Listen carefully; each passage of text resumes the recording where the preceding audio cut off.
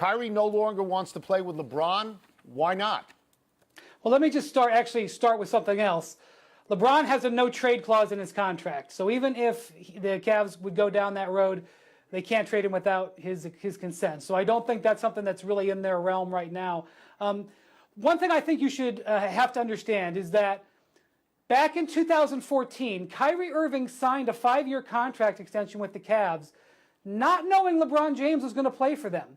He was completely in the dark about that. He thought he was signing up for 5 years of a team being built through the point guard.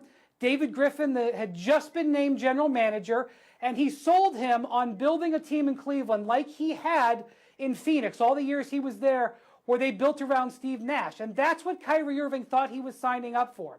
And all of these guys who are on this Cavs roster, Kevin Love, J.R. Smith, Tristan Thompson, down the line, all of those guys have signed contracts thinking, I want to be with LeBron.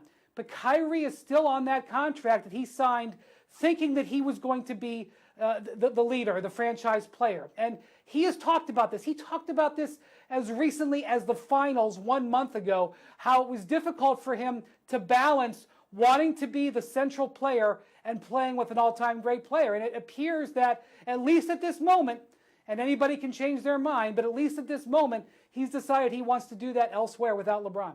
Brian, LeBron was said to be blindsided and disappointed. My understanding was that LeBron knows all and hears all. So what was that relationship actually like, given this information? You know, I'm keeping the language just down the middle in that story, Pablo. LeBron was devastated from what I understand. Certainly they've had their run-ins at times, but he felt an affection and an attachment to Kyrie. Yes, he is only signed for 1 more year, but he hasn't made up his mind. And Kyrie is signed for 2 more years. Kyrie was in position to have his own choice in 2 years.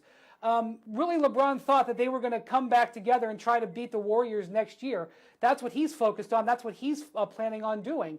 And so playing with LeBron and having LeBron in your franchise presents certain challenges. But almost anybody who's spent time with him would say that all of those challenges are worth it, that the positives outweigh the negatives. And LeBron felt that that was the way with Kyrie, and now he learned, and he learned this several days ago. This wasn't new to him today. But when he found out, he was pretty upset from what I'm told.